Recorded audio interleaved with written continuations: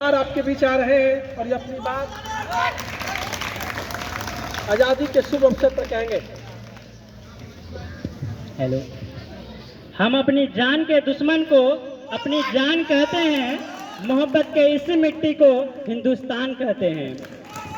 ये जो दीवार का सुराग है साहब, चाइना, अमेरिका, पाकिस्तान साजिशों का हिस्सा है, मगर फिर भी हम इसे घर का रोशनदान कहते हैं।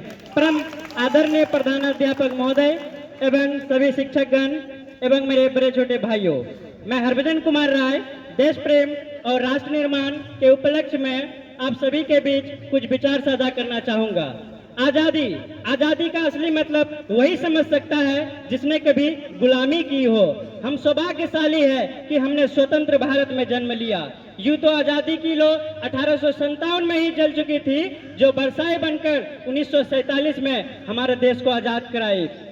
प्राचीन, मध्यकालीन और वर्तमान भारतों के उदाहरणों से स्पष्ट करना चाहूँगा कि जब हम फिरंगियों के फेरे में फंस गए थे तो रंगदे बसंती चोलों की आवाज़ से टोलों की टोले उमड़ आते थे और वंदे मातरम की नारों से खून में आ जाने वाला 5-5 डिग्री का तूफान अंग्रेजी शासकों की जड़ें हिला दिया करती थी। उसके बाद 62, 65, 71 के युद्धों में अपना सुहाग गवा देने वाली औरत जब घर की हालात यूं हो जाया करती कि प्यार भी भरपूर गया, मांग का सिंदूर गया, कि प्यार भी भरपूर गया, मांग का सिंदूर गया, नन्हे ननिहालों की लंगोटियां चली गई, छोटी छोटी बेटियों की चोटियां चली गई, बाप की कमाई गई, भाई की पढ़ाई गई, एक ऐसा विस्फोट हुआ पता ही चला नहीं, पूरे जिस्म की कई बोटियां चली गई। अरे आपके लिए तो एक आदमी मरा है साहब, लेकिन मेरे घर की तो रोटियां ही चली गई, मेरे घर की तो रोटियां ही चली गई।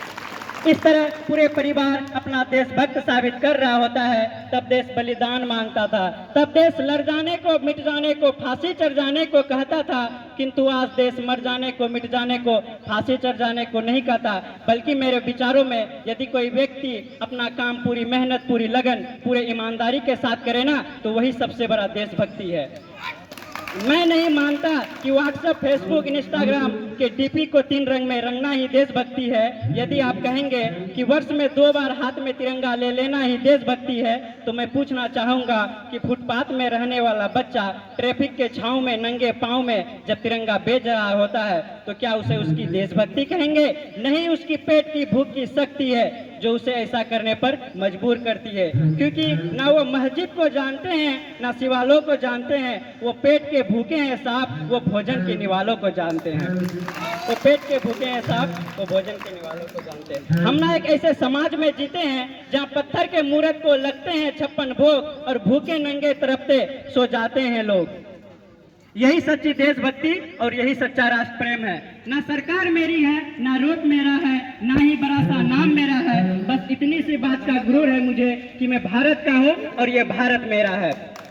अब मेरे विचारों में देश का राष्ट्र निर्माण तब संभव होगा जब देश में नारी की पूजा नहीं, उसकी इज्जत की जाएगी, और देश का राष्ट्र निर्माण तब संभव होगा जब एक गरीब बच्चा मध्याह्न भोजन के लिए नहीं बल्कि ज्ञान अर्जन के लिए सरकारी स्कूल के चौखट पे कदम रखेगा।